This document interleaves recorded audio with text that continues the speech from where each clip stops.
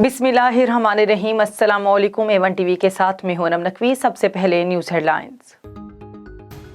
पंजाब, बलूचिस्तान और खैबर पख्तूनख्वा के मुख्तलिफ इलाकों में बारिश। लाहौर, फैसलाबाद, मुल्तान समेत कई शहरों में बारिश। सर्दी बढ़ गई। कोयटा समेत बलूचिस्तान के मुख्तलिफ अजला में भी बारिश। ज़ियारत किला सैफुल्लाह में बर्फबारी से निज़ारे हसीन। कराची में मतला अबरालूद, आज रात से बारिश बरसने का इम्कान।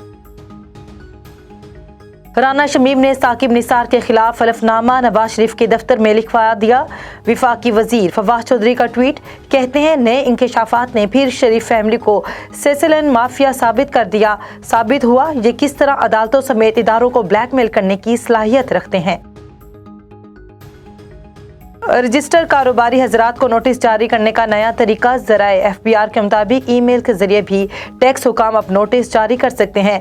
नोटिस रिटर्न फाइल न करने पर जारी किया जाए, जवाब न देने पर समन भी किया जा सकेगा। टैक्स नोटिस को किसी अदालत में चैलेंज नहीं किया जा सकेगा। पिशावर के इलाके भुटबेर में मुबैना भत्ताखोरों की फायरिंग, 2 अफराद जाँ बहक। पुलिस के मुताबिक मुलजमों ने भत्ता न देने पर फायरिंग की। 2 मुलजमान को गिरफ्तार कर लिया गया।